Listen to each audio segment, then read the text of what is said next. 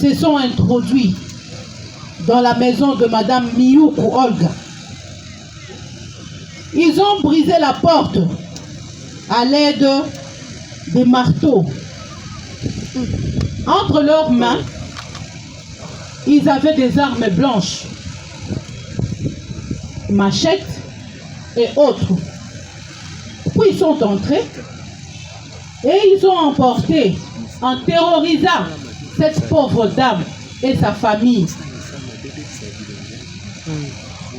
Entre eux, il y avait aussi des policiers qui avaient des armes à feu en fuite, Madame le Président. Ils ont eu même à tirer des coups de balle. Et le mari de Madame Olga s'en est échappé de la mort.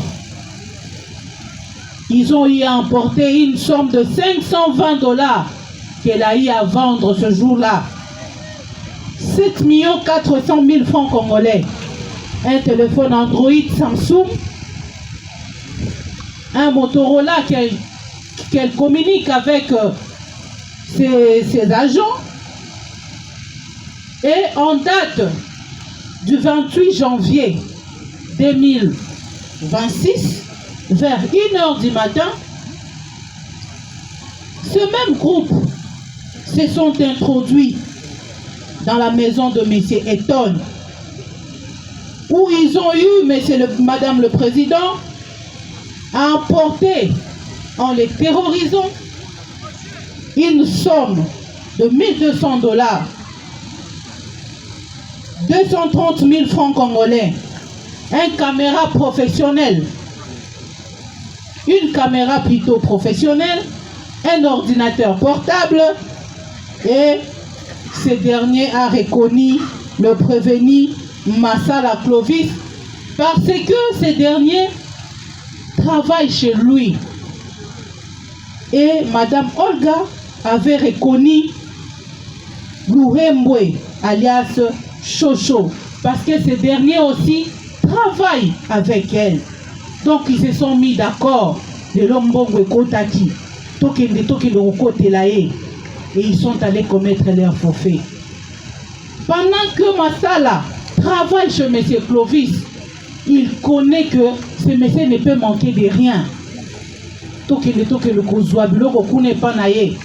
En emportant même une caméra professionnelle pour s'en servir, aller vendre et faire ça, je ne sais pas moi quoi.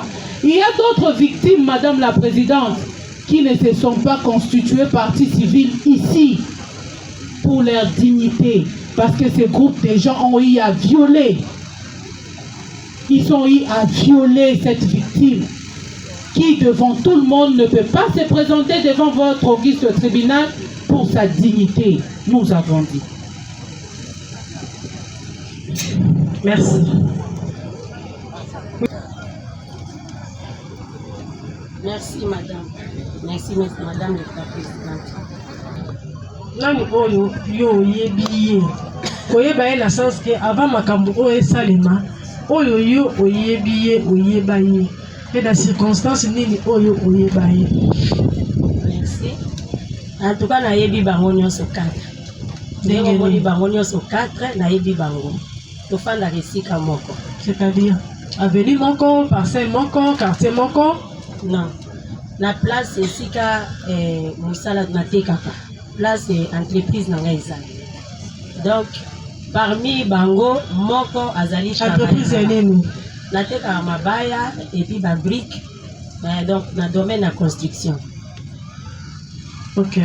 Alors bango oyo atekaka carburant. Oyo kombole nani? Didier biso to bengaka Didier Didier pesa kombo na yo. Didier c'est Muyulu Kambamba Didier. alias Masela. Mouyulu Kambamba. Oui. Parti civil évolué. Et puis, Chocho, obiso to benga ke Chocho, ye wana nde Mathieu. Chocho wapilo, Chocho. Yende aza travailleur na ngai. Yende apasolaka mabaya et puis quand il y a travaux de menuiserie, ye mtasali la ngai. En plus, il y a encore Riva Mouwele. Riva Mouwele, tout le monde a Riva Mouwele Masamba. Oui. Ye azali mwana ya Kimwenza. Et puis tout le monde a ayaka chaque jour Nzamba Sala ayaka esika le président na bango ya criminel ou ya policier wana baigon ou ya kima depuis le 25 si le lot porté disparu. Ye ayaka esika ya baigon mais eloko asala kapeto ye barate. Chaque jour ye nde ayaka wana komelati pokwa baki. Le quoi le leader na bango akenda pas na nyolobi et pas ya baigon ye wana nde leader na bango. Donc na se anzete place tote kaka toza ba voisin. Donc Didier Masela a tekaka place moko na criminel wana baigon o akima depuis le 25 o makamwisama na butu. Didier Masela tekaka carburant liboso kaka place mona ye.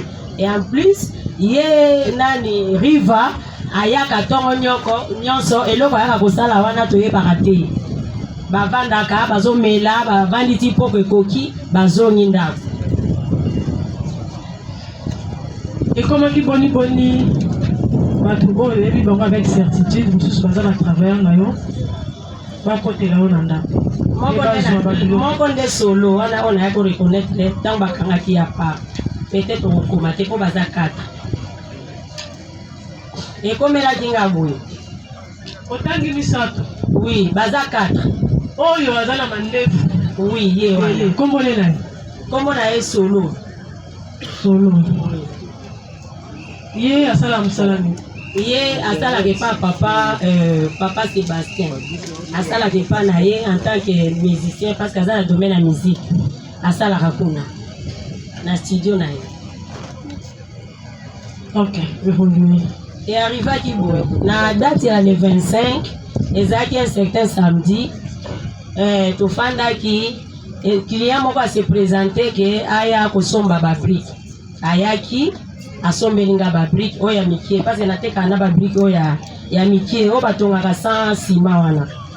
Nde nayambaki client moko aye averse ngai mbongo ya babrique wana asombi babrique. Ntango asombi babrique naza na kati ya bureau na nga toza direct na place criminelle wana baigon aza na terrasse place wana eza vraiment en communication comme ça.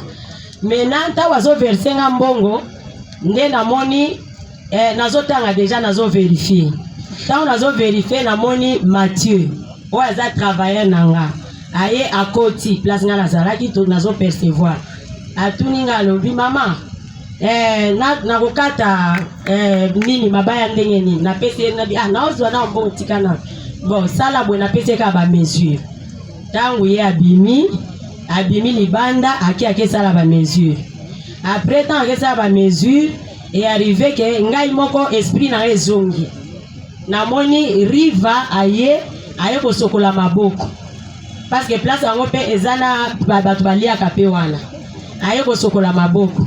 Mère nampiaka lombanga ko sauvenga nga lobi na eboy parce que bango nyonso regard na banotala côté naza na lobi na yo zo esenga ngai na moi po yela nga na butu ba moko ya lobi na mère te mère yo za mama social yo to ko sala eloko ne pa na yo te loba mutu mususu a sokoli maboko akei na bina opeso eloko te et par après na zupe 2000 francs na pesi akei nde totika na mutabane ko versenga mbongo abandi na yebisienga na bipapa na en tout cas na sali erreur ndenge na zwi mbongo nesika oyo tozali alobi po ne olobi bon ngai mikolo yo bazokotela biso mingi tala bana na ndenge bamoni tande baobeta batu bana mabe vraiment na regretter abi mais fallait pas failli to déplacer to keka kwanga na bina regretter ndeye ko sala que na vandi tinga bi shosho azobeta ka batura azokota or yesoso wana na kende lisusu yende abale ko yebisa ngai à chaque moment azo yebisa ngai aye alobi wana bakote ngana nute alobi mama oyebi ke kuna na je na ngai ya belastique po abetisa ka ba je ndenge omoni bana na babeta balastique bazotuna nga ke mère na bino azaka na mbongo ebele wana shosho azoyebisa nga mère na bino azaka na mbongo ebele mais ye azoteka ebele seke aleki mama Jackie seke ye aza na kisi ya koteka chaque fois toka ke azoloba bandoloba ngo ngambo bote tozalaki na batravailleur bato ebele moko mosusu ayebisi ngai lisusu ayekoyebisa nga kaka nde na siliki na yebisi shosho yo et puis aye koyebisa nga ke omoni ay répondre bango ke na baquestion na bango ke mère wana bomoni atiaka mbongo na ndako te atiaka mbongo kaka na banque soki bomoni ye atie godi na comme à l'école na Mukongo azokende kotia mbongo na banque soki bomoni ye te bomoni mwana na ye jeune garçon nanga oto travailler na ye so bomoni atie mbongo pe na nini godi na Mukongo wana pe ake kotia mbongo na banque mais na ndako azalaka na mbongo te aye lisusu kaka ye moko aye koyebisa nga kaka nde nazo détailler bino boye esali ke Mukongo na moni ke komi excès chaque fois akoyebisa nga kaka na ebisi na lobele na miso ba travailler nga lobi shosho e bandi ndenge nini nga naza millionnaire te tozo luka kaka yo masolo o etali makama mbongo na nga ndeni ozoke beta ngo na lieu public na je na yo ya belastique o batu wana babetaka batu bayaka wana baza batu mabe yo ozokende ko citer kombo na nga na ba moyen na nga na ndenge na sala ka vi na nga e bandi ndenge nini wana posa basala nga mabe pe zo pesa position ke so bomoni atie god na Mukongo to mwana na ye elaisike abzi moto ake na bank atiaka mona ndako ya lobi a mère bango de batuna nga na tune banani yango batu bayebisa kayo o batuna kayo yebisa nga batu wana akoke ko rewo wana moina yebiso ezate ezaka makama eko sala ke le jour wana amonaki ndenge ba verser nga mbongo ide pe ezate tangu tokita na babutu wana tokitaki tokendeki feti moko boy toko zonga ba 23h30 tokomi na kati ya ndako na nga na 23h na 23h30 vile tamu keto lia to sa boye ba 0h30 nde r to mataki na mbetu poto lala na papa to vlali to yoka kaka bambwa tozaka na bambwa mibale toyoki bambwa babani koganga bandi koganga makasi bate mbwana biso baganga ka soki bayoki mouvement suspect tango babandi oganga ali ngai chaque fois soki mbwa zo ganga na lamukaka na telemi na tali siko na ba vitre na biso tellement ba vitre na biso ezali parfumé to chape to éclairer le pan mobimba na lumière partout na ba vitre na ko les abongo soki yo za na kati ozomona libanda très clair mais mutu oza libanda aomona biso te tanga na lamuki natali na moni une personne a telemi na entrée ya parcelle na ngai tanga telemi na la musi papa na bi papa lamuka ya kotala atali tanga atali to amoni pe mutu a telemi na entrée ya parcelle parce que za clôturé te papa lobi Olga wana ezali bana na mabe na moni bango na parce que poizo ganga makasi le temps tozolo babongo bambwa bazoganga na moni da suspect na banozo wa téléphone na bandi ko naviguer moni siko mutu wana akoti wana nazo reconnaître te ke zanani tangu ya akoti asali siko crime bo azo abwaki boye abwaki abaluki a tourner abeti ba cri ali wana baigon yaza président na bango akima depuis le jour wana ti lelo tangu ya sali bongo asali incantation na ye c'est ainsi bambwa bazongi na sima batiki kolela tant bambwa batiki kolela toyoki calme na parcelle mbala moko pa ale biso siko to bandiko ko naviguer batu nyonso to benga ba téléphone ezo lekate madame ezo lekate ba chef à localité bato pembe na ye ko benga inspecteur moko na musika yaza na rigini yende azui tangu ya azui nde abengi district mbala moko ba colonel munene ba zui ba jeep ba tient en disposition kaka na butu wana soki ezalaki ke babungaki te balinga bakanga bango basalaki yango vraiment attend ntango bango bazwi batindi bajip ntango bakomi na likolo soki la police soki nini bayimbili bango na erreur batindiki bango na quartier mosusu or soki bayaka tout droit epa na nga parce que ti air babanda ekobuka ntango tomoni ye bayigo azokota akomi pembeni ya citerne tomoni penza yeyo alata abase maskaki te azwi kepi alati kepi epi kilote ya bazonkion eza na basinga pembe na mipanzi azwi na kagul alati akiti yango boye afinikaki elongi te ntango nga na monde na bandiko nayoki émotion nabi papa gi eza baigon wana akoti ye moko bato mosusu baza te aye azalaki na libanga akoti na veranda bafauteuil ezalaka na veranda oyo toyamba papa azwi libanga akoti kuna ake kodepose aye na chambre na biso na fenêtre ya chambre na biso azotorche mais moyen mona biso eza te parce que biso tozomona ye parce que eza parfumé lumière eza libanda nyonso ye azomona te atourne ndako aye kozonga tina fenêtre et puis abimi ntango abimi akomi na entrée place akotelaki eza polele nayoki asali mongonga te ale asali bwa ale baye kokota lokola banjoi et puis bazokota en file indien omoni ndenge ba policier bazaka na patrouille ndenge ba policier bakota batandami ye liboso bango nyonso bazolanda ntango bazokota nazomona bango nyonso natali na ezo identifier papa gi masela papa gi shosho pagi abi Olga esili tosandeni panique riva tomoni bango nyonso nde bazaki bango kata nde bazokota ozoseka po bozomona film osala kizowana tangu bakoti en file indien to détailler bango nyonso ke oyo parce que eza bana oyo tovandi na bango nakoko bosa na bango te na éclairage boye nga na moni bango mais bango eloko ebomi bango bakanisaki na 2 heures wana toza na kuita pongi omoni eloko econfondre bango ntango bakoti en file indien ye baigon atikali na veranda na arme nani ye Didier azalaki na sizai Didier muhulu soki nani ye azalaki na sizai shosho asimbi marteau ntango ye asimbi marteau baye babando yebisa biso babando beta na mutu mosusu azalaki na munduki babando beta siko na porte fongola porte wana deja téléphone azosolola na maboko na inspecteur wana pona landa ndenge azokoche nde bazoya kodefendre biso ye pe azoyoka ndenge bazobuka siko alobi natindi deja intervention si ba réussir ko fongola ta porte moko te loko ba réussir te ale ye azwi sikoyo nini sizai wana ye Didier na moni nde azopesa o azaki liboso na ye azokata na sizai ba tube carré nyonso ekwe inase ye nde azaki na marteau azwi abeti ba vitre nyonso epanzani tango epanzani oyo azaki na munduki première personne nani azaki na marteau eza shosho okay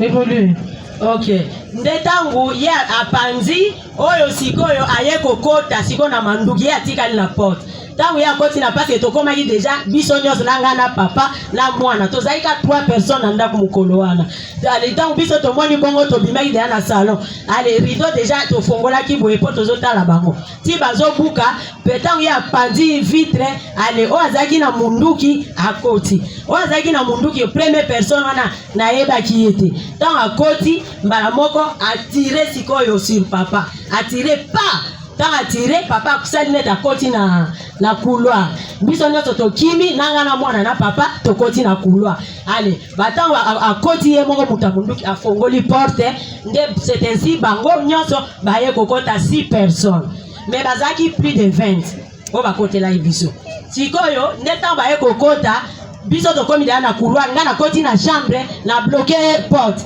na sundoli papa na mwana na couloir na ba criminel tant baye ba déjà armé allez coucher ba fongola la porte na boyi na zaki déjà okokati fongola porte allez ba beti mundu efungwami tant efungwa ba okotela na kata bio balo bana oza mutuma kasi onito bomayo onito bomoto violer ka siko allez tant ba lo ba boy garçon moko ya mukuse ti lelo na oloba boye na nomona na kimwenza et puis ti lelo na mona keste aye akoti kuna atomboli ka mbeto pona zwaki mbongo na kangaki na kifunda na bwaki ka bongo tellement ezaki samedi moyena ke chambo na bank ezalaki te muta yebaki nyoso wana Mathieu shosho ayebaki ayebi bien ndenga yaka koyebisa ngake mama Olga bazol tuna nga kuna mbongo no chaka wa na expliquer bango ke yo chaka mbongo na bank na mnda kusoto boke kuna bokuta mbongo te ba ye on dirait pe kaka jour mbongo ekotaki na ndako poto ke na mbongo na ndako te oyi amonaki kaka mukolangwana ba ye kokotela biso alemba moko oya kokusa na atomboli mbe akena mutu ambe abimisi kifunda wana ezaki na mbongo 7,400,000 na $520 bazwi ba tombola tango ezopanzana ezosopana boye. C'est ainsi solo oya aza mandefu milayo yende ayetikoyo azoebeta sikoyo makofi epa ya oya zozwa mbongo ayebise yo bimisa mbongo obombi $, obombi $, bimisa mbongo wana zoloba na bombi te bimisa yo batiki bango nyonso batia attention na bango kote mbongo tema mbongo ezaki ebele epanzani batia attention kuna wana minduki etienga na mutuka boye ye nani Riva yende azalaki na casque na munoko atie kashine na kashine wana azalaki na position ya silence aza silence mais azoloba nanga bakisa sikoyo nini bakisa ba or pesa ba or wana ye na kashine naye pesa nga ba or ngalo binga lata or te pesa mbongo solo alobi soko pesi te de violer yo allez ngana tenga mbongo nyonso na zwaki yango wana ka bozwi na mbongo mususu te to ko violer zo yokate na bina mbongo mususu te nde na libanda ba misusu wana batika la ki libanda ba encercler ba kangi ba porte ba voisin ba bali ko siffler pri ba beto yeli binote to kote la bino to ko boma bino boto yeli binote voisin mo kazaki soda a sauter na fenêtre akeko yebisa matanga ezaki pembe taka eza matanga nde baka matanga baye bandi ko bamba mabanga to bando bamba mabanga ale bango batu bali bana baobela shosho masela tolongwa kosimba nzoto te bozwa ka mbongo nde babimi tan bayoki bo babima sima na minduki bazotia boy sima ti babimi ngabe na emotion na telemi mbamo na kene net na porte na kuya papa shosho baigo bagi aye aikangunga na munoko na mwana mama pardon koloba te ezelo tata bazwi mbongo tokutaki ngo pe totika ngo bakoya kozonga bakoboma yo na ndenge bakie biso to bimi na porte na mayele totala bango babisu ba mati babisu bakenzela ya sima. Tant que vandi boye to batu baye ko visiter biso na 3h du matin bango basaki opération de 2h à 2h45 tant bango babimi nde na 3h juste nde toye kozwa ba maître volontaire na quelques soldats na biso ya quartier baye bakuti biso tozolela tant bakuti biso tozolela batuninga omoni banani na batwana bakoti est-ce qu'on moni ba militaire est-ce qu'on moni omona kindeni ndena bandi ko bizana bi na moni ka bana oya biso na moni baigo na moni shosho na moni atangi bakomo na bangonyo balobi ndenge za boye tozokende kaka sikoyo na ndako baigo tokendo lukaye parce que ba crime nyonso ezosama na kimwenza kaka ye oyo sale makala boma ba Claude batebele kaka baigo alors tozokenda ndako ne tokutana naye tosilana naye totala soki aza tosala examen wana taba mati bakome pa baigo bakuti kadena libanda taba mweni kadena libanda balingi bakende moko na bango lobi te bozelana asimbi boye kadena ezaki crochet kaka crocheté maintenant ya kokangama babi ale bafongoli kadena bakoti na kati ya ndako bakuti mwasi na bana balali batuni bango mais wapi mobile na bino yo lali na kati ya ndako kadena ya na libanda ezalaka bongo so mutu alali batiaka kadena na kati ya ndako mais yo oza na ndako na bana na libanda batie bakangelo kadena me bakanga te mobile na zaki aza na musala ça va zela siko nde babimi baketi na dépôt place dépôt nangeza terrasse ya ye baigo wana criminel président na bango tozaka ya kokamba bake place wana bakuti pe ezaka ya kokanga na kadena libanda c'est ainsi nde batwana bazui babado menacer siko ke babuka maison na ye taba buka maison na ye Didier aye kobima na ba 4h wana parce que bakeno kabola mbongo côté à la borne babano yo kabango pesa nde bazobenga bakomo na bango ba wuti kuna nde aye komata. Merci madame. Merci. J'espère bien que vous avez compris. Oui.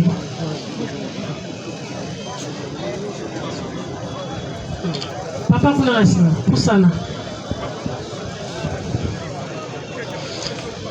Même jour bakotelaki maman Grady. Même jour bakotelaki yo. Non, Madame le Président, nga bakotela ngai le 28. Et le 25, nga le 28. Donc dans la nuit du 27 au 28. Et pas non bazalaki batuboni. Bon, moi j'ai juré qu'il n'y a aucun innocent et innocent. Parce que moi je suis un homme juste. Vous êtes? Je suis un homme juste. Ok. Na nuit wana, d'abord avant de commencer na nuit wana. Awa nga na yeko poursuivre mais c'est solo miracle. Lui seul. Ce qui a lobby bazalaki na bandeko yo, c'est lui qui va engager. Mais moi, je viens poursuivre mais c'est solo miracle. Dans la nuit du 27 au 28, vers 1h30, na yoki kaka, badbazo ko escalader mi. Na lamsi garçon na ngai, ben wana banani, abi papa bakote le biso. Ils étaient plusieurs, en tout cas plus de 20 personnes. D'abord ils sont entrés par effraction, ba violer domicile nanga bakoti. Er bakoti, ba bandi kosa la destruction méchante. Naza un double salon. Puis naza un studio, ya munene 16 pistes. Pesa à côté. Résidence nanga pesa na même le pango. Naza une alarme sirène à longue portée. Elle n'a moni ndengwa na kina appuyé sur bouton poussoir. Alarme bandi collé. Liboso basene doit banga mais après parce qu'ils étaient armés. Bakot, babandi ko cassé. J'ai des images. Ba cassé premier salon, ba cassé deuxième salon. Er bakoti, batu bakoti na kati bazaki 6.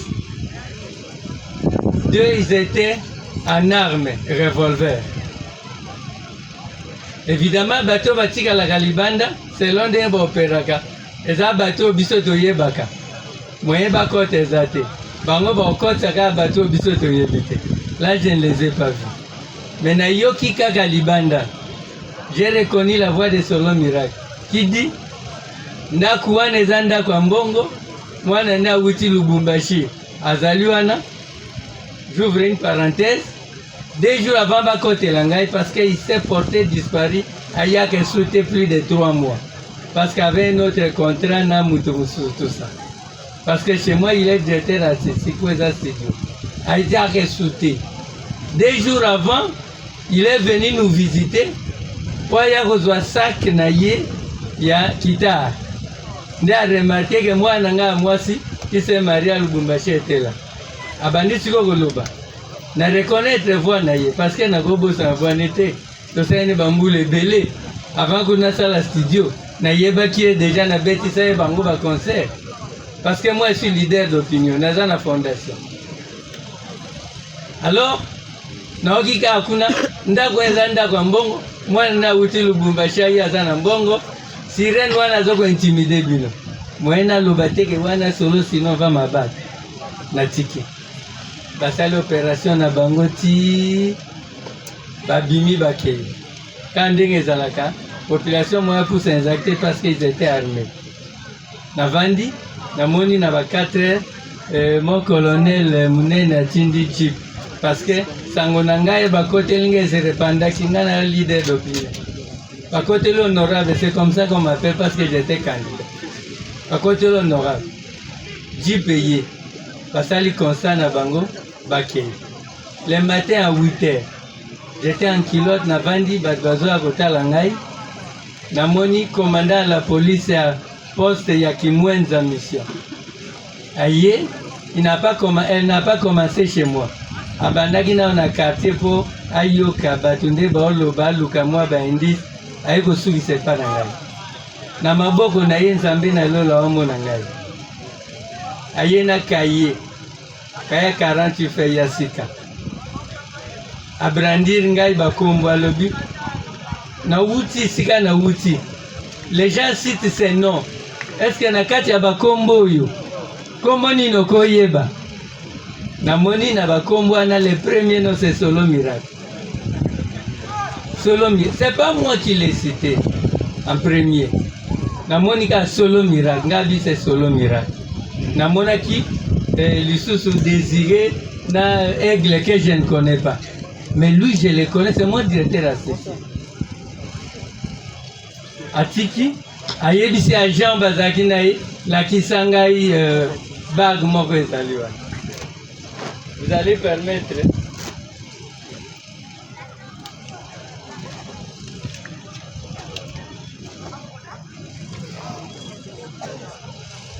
aye na bag wana, bag physique ngande na kanaki en photo na maboko ya commandant na lobby atuningo yebi mutalata bago ngabi no na koyebi sataka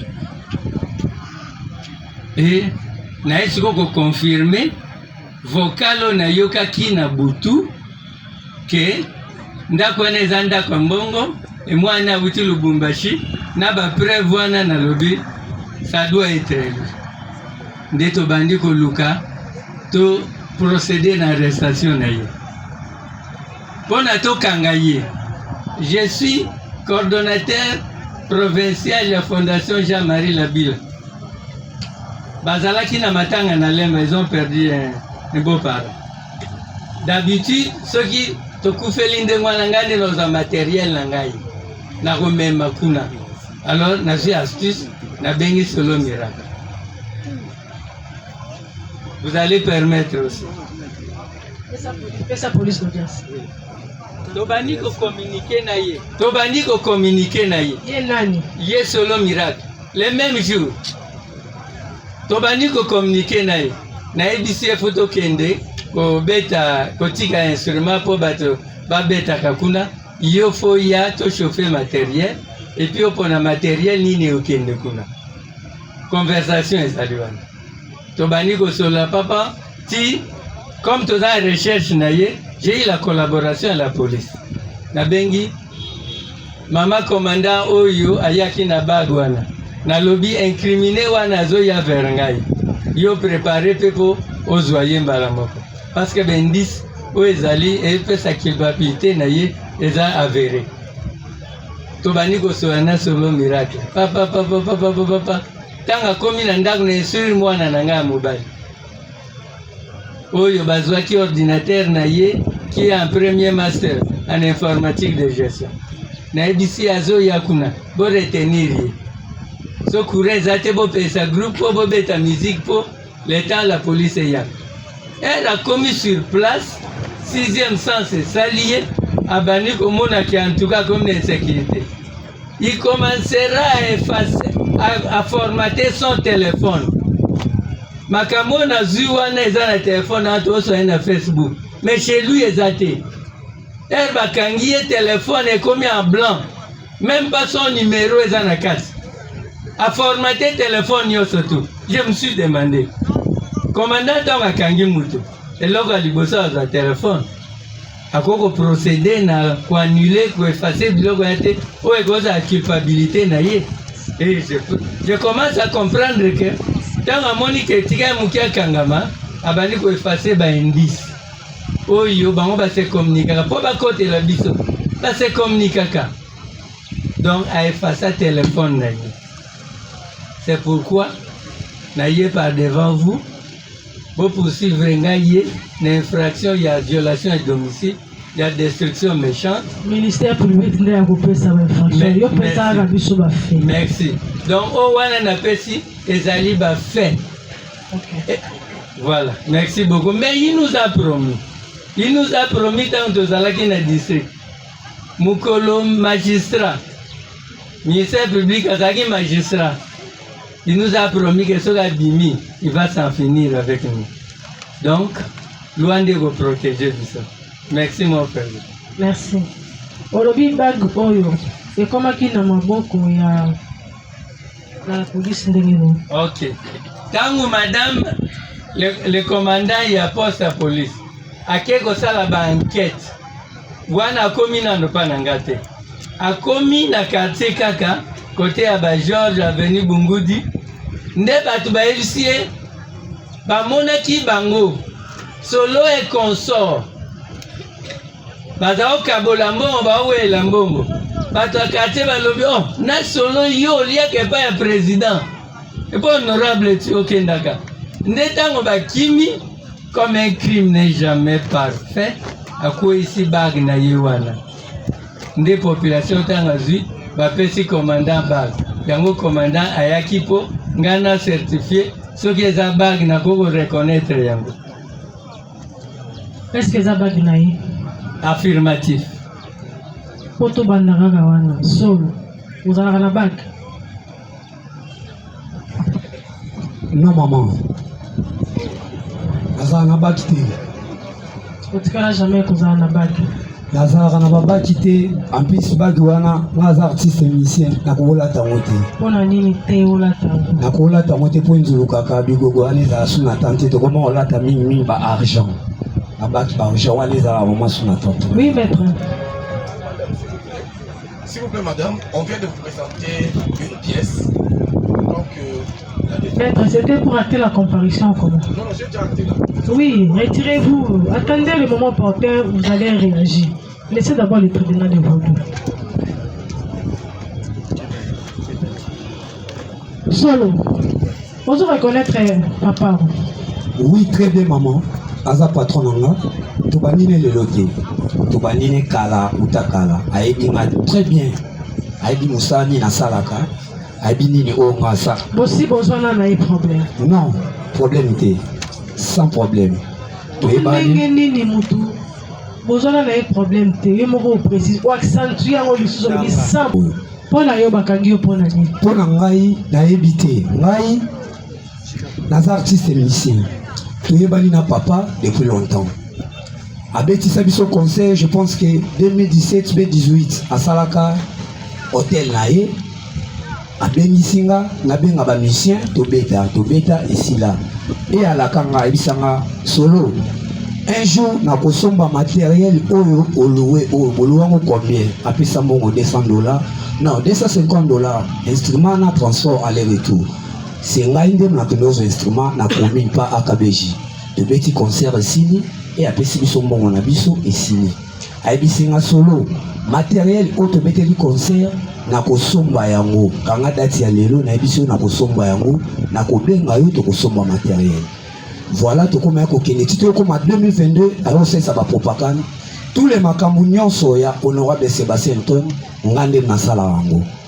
Nazalaka wana pona ko louer instrument makambo nyonso aza ba vidéo nanga ata vidéo moko mabete. Asala ba propagande to beta la musique pour na écoute to ça là nzembo ya propagande to beta pour dire que aux petit naïe pire petit naïe nazala na yé vienanga voilà si et ko leka ba propagande leka to ko na 2025 na oyo kabeko ba yebisanga non miracle vient na ozo luka yo soka l'équipe ozo luka zo tuno mingi azala besoin na yo ngabi vient zo luka ngafuna mon avis.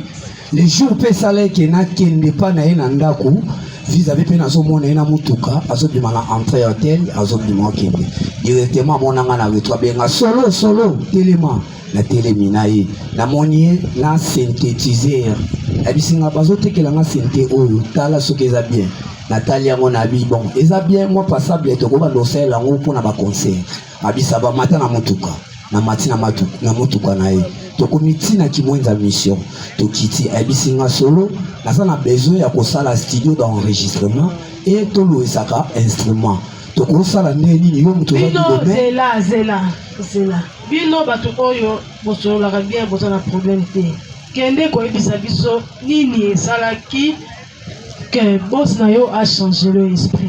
Non, et le côté azawana azoyokanga et le côté oui eza le côté na ebe le côté na makamno salobi maman soki batu baye ko confirmer que bag o eza yo tribunal salane baki wana eza ya ngai te na tikala pe kozala na baki ya bongo te maman na okoma tina koma les jours bakanganga wana etikali pene mukie alors to koma ki kosomba matériel na ye tozo bima na to ke na motuka azopesa ba mbongo nga nazo pona matériel tito ye ezala air mo kutu ya kete mo na bengi maman moi si na ye to bimi na ye to sali ba marchandise nyonso air mo ba mo mbali pe ba ozana tante nga inde na osomba biloko na ya ba facture na zo ya nango et to fongoli studio abenga ba kontiminene bazala wana sur place à présentant comme directeur artistique comme ingénieur de son pour combo ya solo eza guitare solo na betara solo yango ba benga nga solo miracle pour naza soliste ayo présenter nga na mission ya bato comme directeur artistique na ye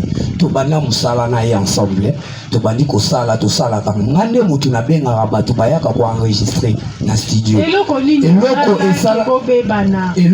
esala ki to bebana te po to bebana ki te to zona pe mabete nga nazo sala mais nazo sala nazo zambongo nanga salaire te afuta ninga te mete mana bada vinanga et moi kabila nga moi $10 $20 mais yango ti wana nde eza fo oto yokani fa futa nga fin du mois mais ko kabila nga na eki kolemba puisque na otala pe présent nga yebi très bien Jani Pacha ex ministre affaires rigola na betara pa na ye ayauta uta Canada tango ye nde na ko zo pe temps ya ko gérer orchestre pour pas na ye pe naza directeur artistique to répéter na Mayalos na bypass voilà to komi ko na komi ko ke ba répétition na ya louer instrument justement na maison pas boss nanga na noko boya ko kota mbongo place mususu nazo louer instrument na louer mutuka to répéter to sisi nazo misi instrument na temps wana boss nanga ya ki nazala sous na tente ya ko travailler par V Anton sans problème to soinate et le côté mais ayebi ke non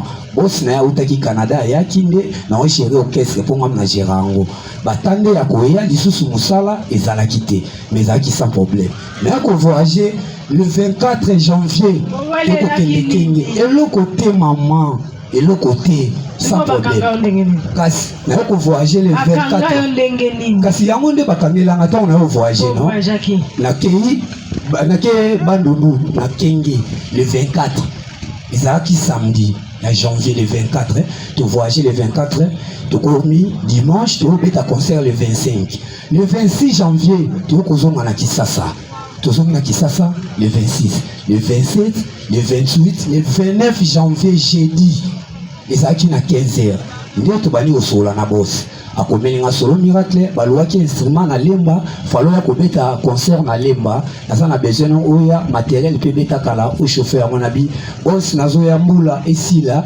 nazoya tozalaka bien mbule bete sili na yokozo makonanga na eti na ndako papa na koti na pompo studio ezapeka na kati ya lupango ndako ne yango yo studio mpanzi na koti na kati ya lupango po bana nyonso bayebi nga ya mikie ya mikolo bayebi nga très bien na liaka kuna eza ndako na nga toza na problème okote na koti tosoli solo miracle moi si n'écoute bisinga solo na omona ba publication na uti kenge atumbolinga wapi kwango ele yana na kenge na maman na yaki na kwanga te na okende maman voilà tangu na komi wana c'est ça le problème to bébé ne pone le côté to na komi na studio justement na vandi pour ezala kité OK bo bébé ne pone le côté akoseli makambo oui akoseli makambo eza bongo te OK eza bongo te maman Misa tu bazala simana olebi nani bon parmi batu misa tu bazala simana nazo comprendre te ba ko tsangana bango na yebi bango te ya mutuna oyebi bango na yebi bango te maman soki na koyeba na koyeba les seuls mutu ateka référence eza référence place ba moto tozoka na kimwenza pour moi naza na 3 maisons na mona un certain vieux oyo ateka essence eza partir ba moto la maman na yebi ete biso to koti di mwenza na 2016 c'est la toute première fois na mona ye kaka le jour bakanga le 29 na yebi ete na tikala ko mona ete relation mo pe na ye na yebi ete mbali boso na mona eza ka jeudi le 29 na mona ye namte. OK, merci. Didier.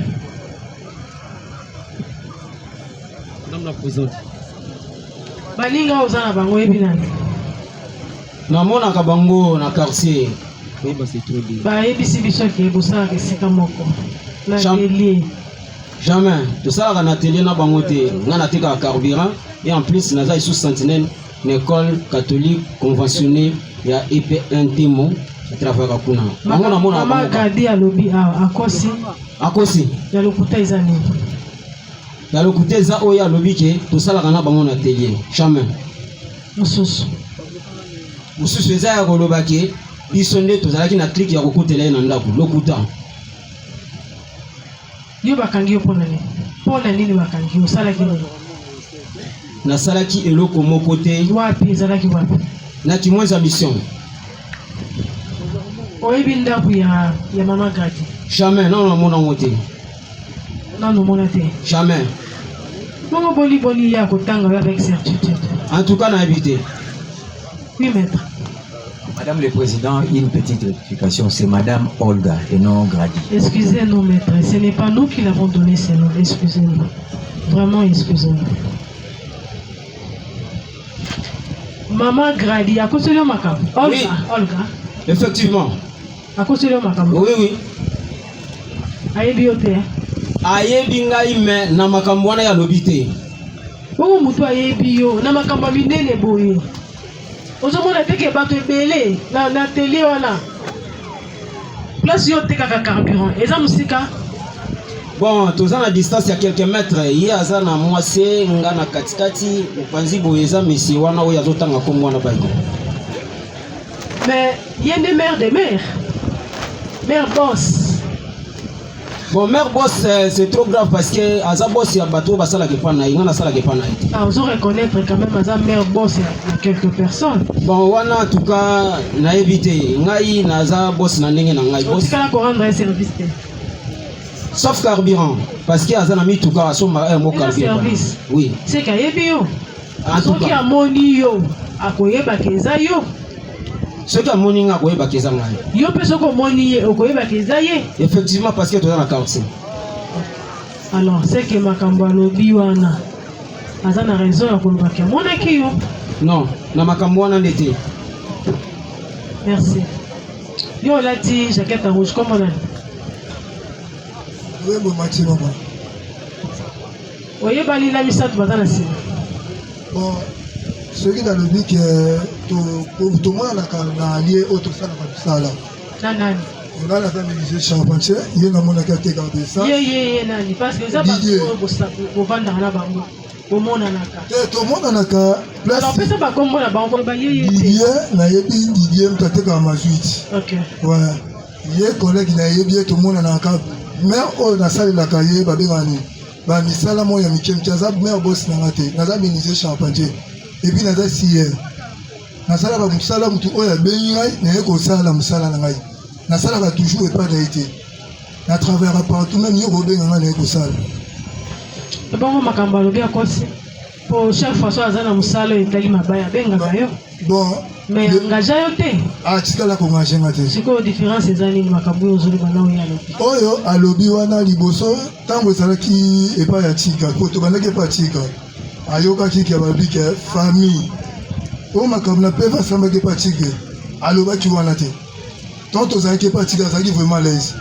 Dans mon famille nanga balobi moi si nanga bike il faut pas abeka récompenser pour abenda ba dossier. Ngala ici libota ta 50 fois pour pesa été. Pour na yebelo ko wana te. Et puis a ko changer abika amona ngana liake. Soki makambo tika na oya yezali boko pa. Pourtant le papa OPG le baki ke ngana zala ki mais pas tika le baki wana te. A changer pour na saki libota ba pesa yembo moté. 3 millions 5 jours. Yango na changer. A sengela ki 3 millions pour nani. Alors baki pour a retirer dossier alongo na makambo to son c'est la mbongo na ye. Ngana saki libota na ngai na moi c'est un beau pesa été. C'est pour cela changer. Boizalaki. Ni tambo ezalaki te de famille bamona ke mwana azobela njoto ezobeba balobaki ke bapesa ye dès que nayebi yango te nasalelo te ye alobaki mpo aretirer dossier tozongisela ye mbongo na ye bongo bato ebele baza afunda bango te kaka yo na ekrino mpo na nini mama liboso alobaki makambo wana te soki opeshi tika azalaki alobaki yango te aye kochange ntango ayoki kende biso ke bopesa ye mbongo te mpo nasalaka crime te nayebi fo na te boye na boye et puis aye kochange ntango amonaki bato auditorat bayaki ntango bakangaki yo grief nini balobaki osali bayebaki osali nini bon dès que makambo esalamaki bakotelaki mama nazalaki toujours boye baye kozwa ngai nini kaka na ngai na ngambo moi souci fai nasala misala fai nasalele nini mesa abaki fala sala babiloko ne mpo nasalele table wana nde osala table ezalaki te baye kozwa ngai mpe basoda bazobenga yo okende koti na buleke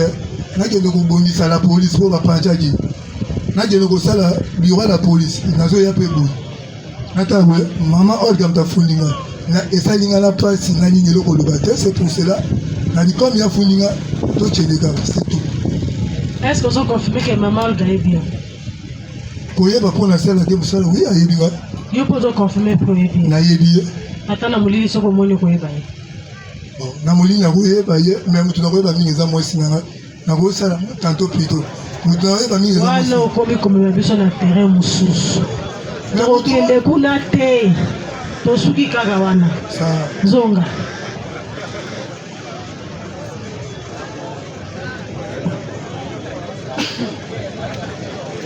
Yo kombo nani? Mwele Masamba. Masamba.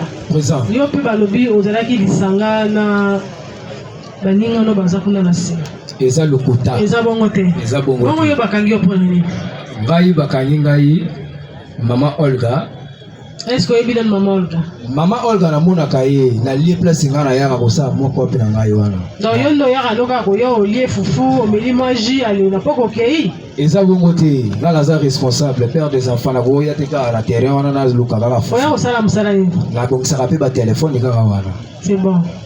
Dès le jour yango nazokende ndako le 29 mbula mpe beta nakoma kutu na ndako te nakomaka juste kote ya kufa na biso ya bamaser natala boye te moto ezolanda nga na nsima na bapolisier na bi totelema na binini 14h bazunga batie ngai na société na biso eza na kimwenza mission nde ndako nakombi wana mama letina yebisingaki no Mama Olga nde moto awiti obenga nga sikoyo alobi ke tokanga yo abi bakanga nga pas mal nafandi wana nde kovanda nafanda wana ti 14h ti 18h totaka boji paye ezwi biso district banda le 29 ti lelo nde Mama Olga aya osambisa nga alobi bien na miso ya OPJ wana abi riva nga nakangisi yo te nga nakangisi yo te nazwi kaka pour la mesure d'enquête place oyo baigon soki azawa nayebi te soki baigon yango asalaka crime na ngai nayebi te soki baza na bacontre randi na bango mibale concerne ngai te nga nayaka toujours na lie na ngai ya terrain naluki mbongo na nga esili nazongi ndako na ngai nasalaka mosala moko na ye te ndenge kasi alobaki na ndenge yasambaki mpo azosamba nga na fandi wana oui bato baza ebele dongo boni kaka pointo yo ne bosi besoin na problème nani Mama Olga te natikala kozwana na ye ndenge nini kaka banda kopointe namonaki alors ke bato mpe baza ebele oui bato baza ebele mais mpo na ngai nandimi teke ngai nakokosala eloko wana epa na ye po tomonanaka na terrain mpo na nini te po parce que aza mare oyo namonaka ye ayebi osolola na bagene. Ok, merci. Merci beaucoup madame la présidente. Monsieur zonga na micro eloko nini yango kosala te pa na ye eloko nini pardon okoyebisa na tribunal kene eloko nini okosala epa ya Mama Olga te eloko oyo nakoki kosala epa Mama Olga te jamais nga nakosala ele mosala na ndenge oyo ye andenge azoloba ke mwana mosala na ye ngai epa na ye nakoki kosala te yo sala mosala nini nga na réparateur ya batelefone. Mama Olga bokopesa telefone réparé te pourquoi telefone ya Mama Olga ekufaka te ekufaka bon ye soki telefone ekufi akokoya nango mpa na nga te mpo na nini te mpo yo répara surtout ke ayebi yo mpo na nini te eloko nini ezopekisaki aya nango te ye batelefone ne eza na makolo etambola po parce que déjà na oyo asalinga boye donc akokoya supene na nga te non.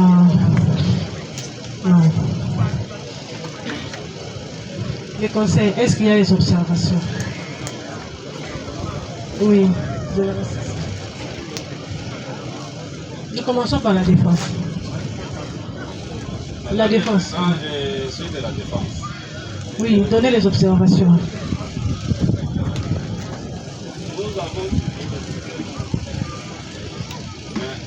Utilisez les micros, maître, s'il vous plaît. Nous venons de suivre le ministère public dans sa narration de faits. Nous avons quelques questions à lui poser, à lui faire poser. La première question est celle de savoir si, en dehors des faits tels que relatés par les partis civils, les ministères publics a d'autres éléments de défense, de preuves qui peuvent nous fournir dans cette audience. En dehors des faits tels que racontés par les partis civils, si elle a d'autres éléments de preuves qu'elle peut nous brandir devant votre office tribunal. Ministère public. La deuxième. Attendez d'abord qu'elle réponde à la question. Merci, Madame le Président, de nous accorder la parole. Vous avez devant vous une enveloppe contenant la bague de M. Solo, tel que... Il y a flagrance. Lorsque l'infraction est en train de se commettre, il y a flagrance aussi lorsque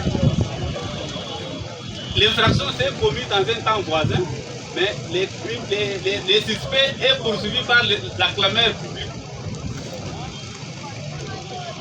Il y a flagrance, Madame le Président, c'est aussi lorsque on trouve d'objets ou d'indices qui justifient que les messieurs viennent à peine de commettre des infractions. Alors, c'est par rapport au contenu de cet article-là que je demande au ministère si elle est à l'aise. Alors, êtes-vous à l'aise par rapport à cette disposition vantée par les conseils?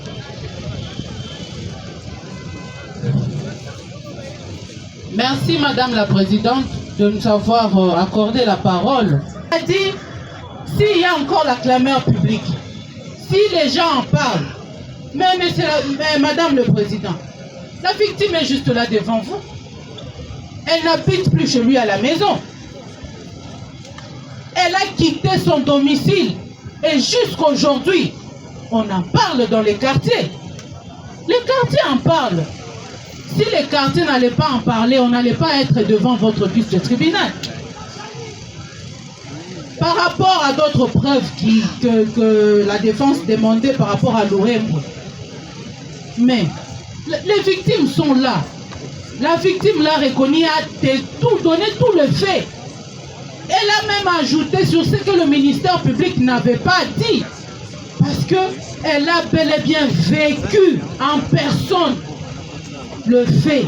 Elle a expliqué en long et en large. Nous avons dit. C'est très dangereux de connaître un client. Vous avez encore d'autres occasions parce que nous n'avons pas encore payé. Oui, permettez-moi de terminer mes questions. Renvoyer, c'est toujours au ministère public. Non, je reviens à la partie civile. Ok. Madame le Président, l'infraction s'est commise le dimanche, selon la narration de faits. Utilisez les micros, s'il vous plaît. Selon la narration de faits, telle que nous avons entendu le ministère public, les faits se sont commis un certain dimanche et notre client a été arrêté, je crois, le jeudi le 29. Le dimanche, c'était le 25. Il s'est passé quand même un accident. La question que nous voulons savoir, c'est de savoir si Madame la partie civile, Madame Gradi, Olga. Madame Olga, J'ai une fille qui s'appelle Gradi, comprenez. Madame Olga, du jour où elle prétend avoir été visitée par les criminels, et le jour où on a arrêté M. Louembo Mathieu, l'espace de 3-4 jours qui se sont passés là, est-ce qu'elle peut nous confirmer qu'elle se soit rencontrée avec son travailleur, son employé, selon ses propres faits?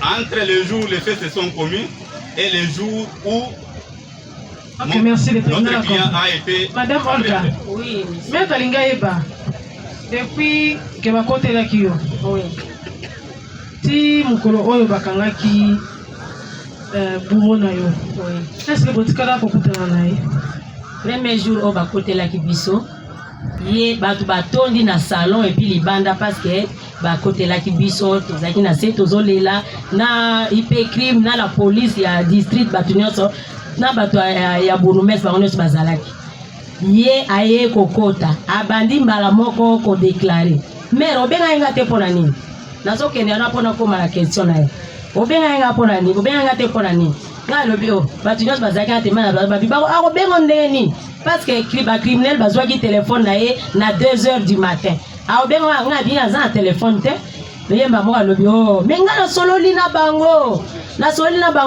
12 minutes na batune bato bazaki wana batune 12 minutes petit yo aliboma 12 minutes osoli na bango ndeni parce que bazwaki telefone na 2h te nasoli na bango na 3h du matin bango banani bacriminel na telefone na nga Yes, azoko expliquer pour full nyonso bazalaki wana y compris ngai tant azoyebisanga ke pourquoi na bengaki ete alingaki aya na bacamarade ne mibale lusho na nkamitatu atanga bakombo na bango ye moko abifaki obenganga na ngena ya na bango obenga nga te pona ni bato alobi ye bazwi ye telefone yo akobengo ndenge nini na 2h ya lobi te nga na sololi na bango na 3h du matin na soli na bango babi on a téléphone na téléphone na ye na soli na bango 12 minutes bato balobi mais petit yo za liboma alobi nazo yebisa bino makambo solo bokanti na okosa bozela na obenga bango sikoyo azwi ba écouteur atie na matoi public plein na ndako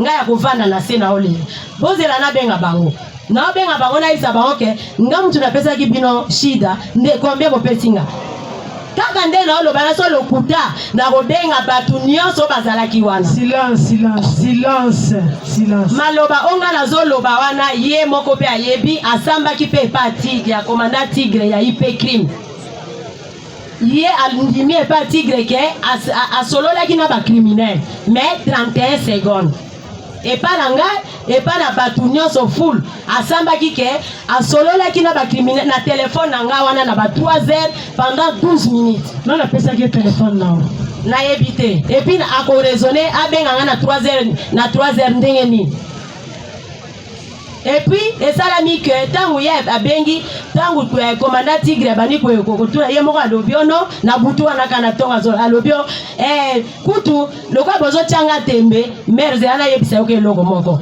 ndenge toza bwe ezaka biso na entreprise no bato bateki yo bandi nazoyebisa yoka boule moko kangisa biso nyonso nde na oloba bwe batemwe mpe baza awa oyo bakoloba makambo alobaki na ntongo shosho neti nani mwango ndeti nani nani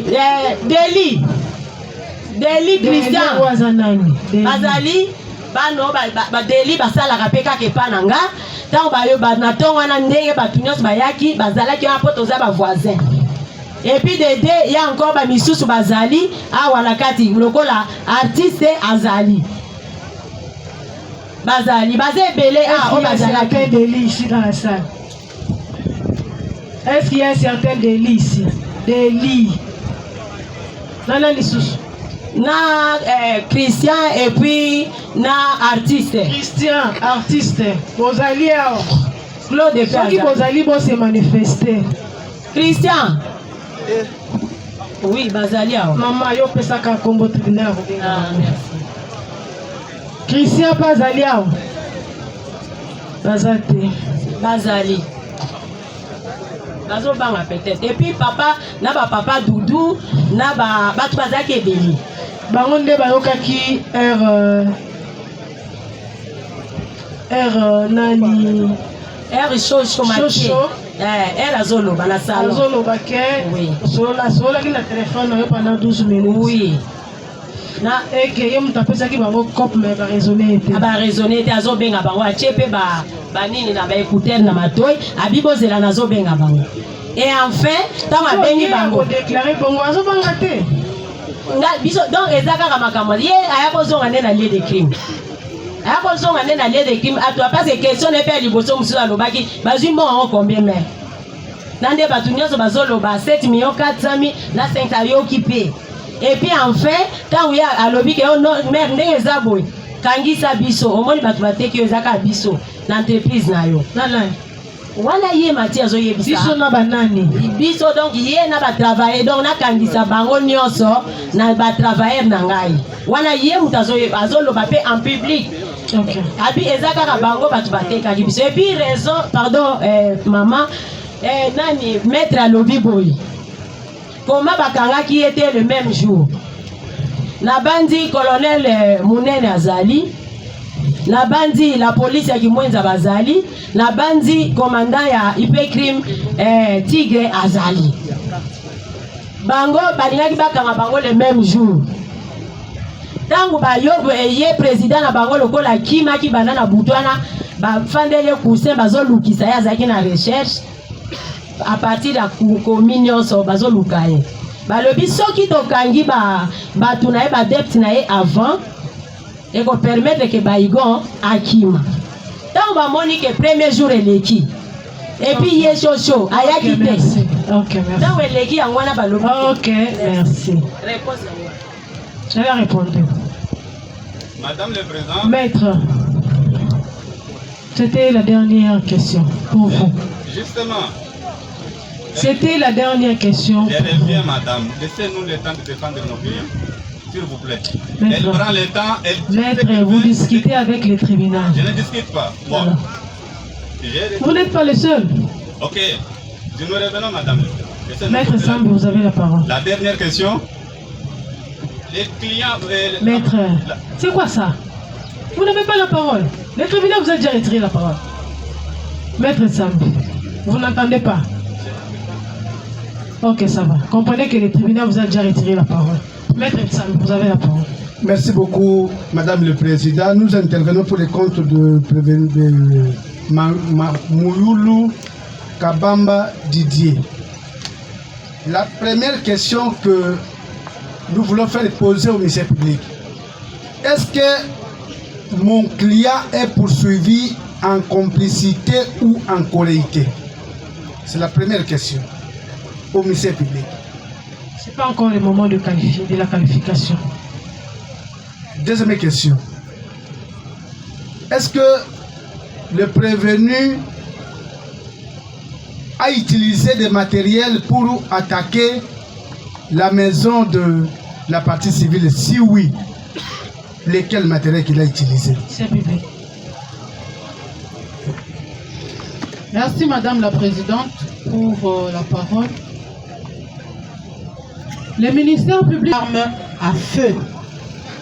La victime venait aussi de donner cette même réponse. Ils avaient des armes à feu et des armes blanches. Nous avons dit.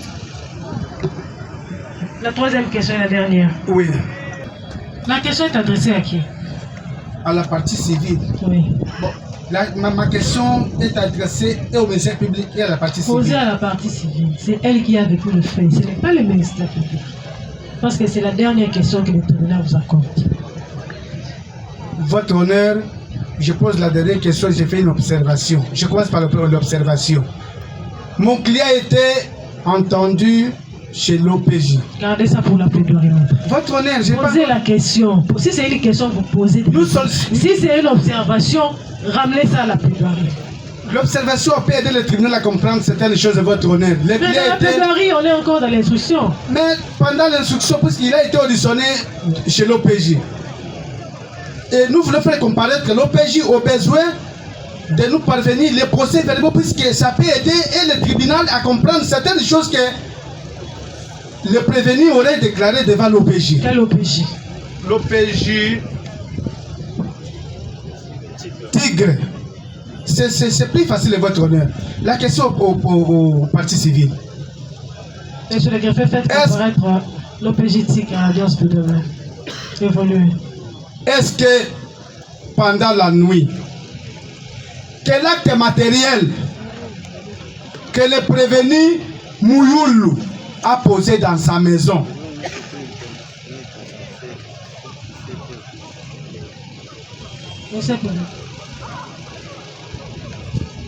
La partie civile. Okay. Maman Olga. Oui, madame. Mouyoulou asalaki nini précisément? Mouyoulou ye azalaki na sizai. Moto azalaki na sizai. na oyo azokata na porte ezalaki nde moyulu rido eza polo. Ok. Il y a encore d'autres questions. Oui, maître.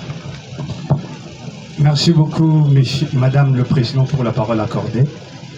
Votre honneur, considérant les déclarations qui sont faites par la dame, cela fait générer une question dont les non-juristes viendraient dans cette assemblée peut poser.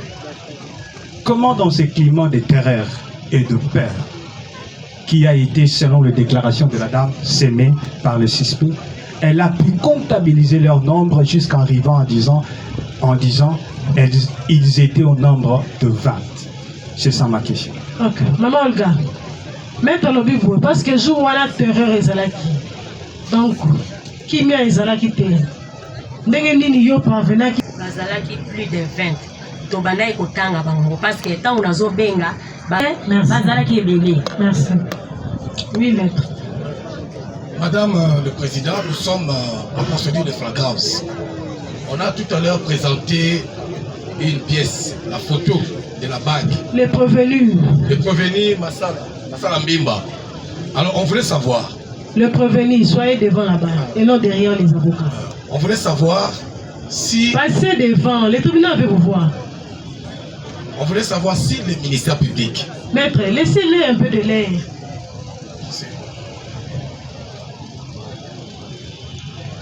Oui. Oui, madame, comme je le disais, nous sommes en procédure de flagrance. Il y a une pièce déposée par devant vous, c'était la bague. Je voulais savoir, parce que le ministère public vient de présenter mon client devant vous. Alors je voulais savoir s'il y a un PV de constat tel que mentionné par l'article 5 du Code de procédure pénale, attestant que mon client, dans le lieu de la commission de l'infraction, la bague était trouvée, ou soit c'était trouvé où, comme le dit l'article 5. Je voulais savoir. Ministère public, est-ce que vous avez un PV de constat concernant la bague? Le Président, on venait de dire ici devant votre auguste tribunal que la bague a été ramenée par le colonel Mounine. Et la défense dit aussi que nous avons ramené la bague qui gît devant votre auguste tribunal. Nous avons. Le ministère public. Parce que comment a-t-il détruire parmi le 21? Il travaille dans l'atelier. Non, Massala Mbimba ne travaille pas chez lui. Massala Mbimba travaille chez le buffet. Maman Olga. Massala, il travaille chez papa honorable. Il est travaillé chez honorable. Maman Lingala. Massala, Asala n'est pas papa honorable. Asala n'est pas l'angate. Mais sauf parmi les criminels au bas côté la Kingana, 4 andap. Nanda bazaki 6. Les restes, les lois n'ont bazaki plus de 20. Bamiso batika libanda pour l'encadrement. Mais parmi les 6 au bazaki na 4. Ye azalaki na 4. Elisi nini oyo monaki kezaki. Na yebaki ye parce que na yebi ye. Nazalaki na basuki na ye abarasta akangi yango chinois et puis azalaki na ba tatouage parce que azalaki na bras cassé. Est-ce qu'on a na ba tatouage? Oui maman, avant le tatouage. Oui, non, la tatouage. Ok, merci. Madame, je voulais dire seulement que la réponse soit actée au greffier. Par les greffiers, comme ça, nous accordons la parole à la partie civile. Maître, vous avez déjà dit. Merci beaucoup, Madame le Président. Nous avons 3 petites questions à poser au prévenu Mathieu. Oui.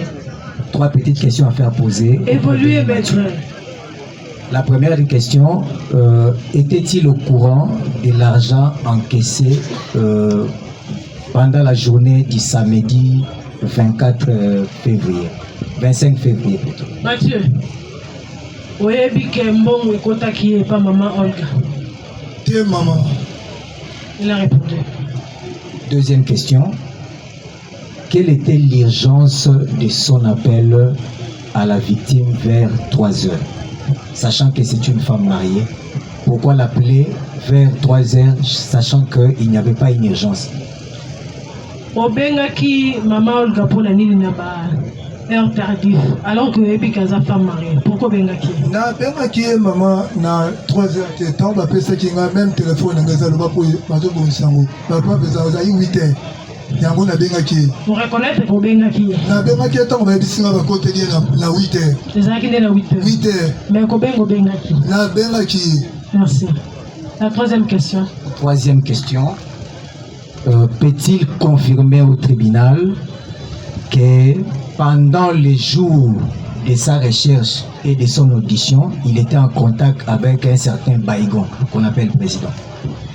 Pendant Après avoir commis les faits, jusqu'à son audition, pendant cette période-là, peut-il confirmer être en contact avec un certain Baïgon parce que son téléphone l'a si bien confirmé? Peut-il nous confirmer ça? Est-ce que vous pouvez confirmer le besoin du tribunal que vous avez qui contact na Baïgon?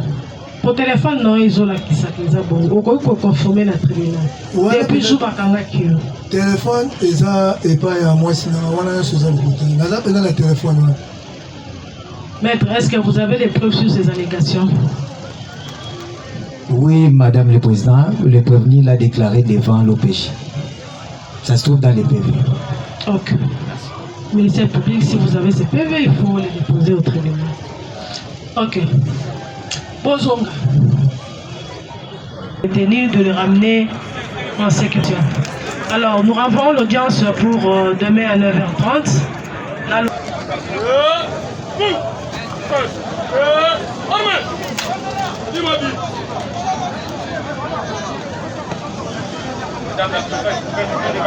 Angalia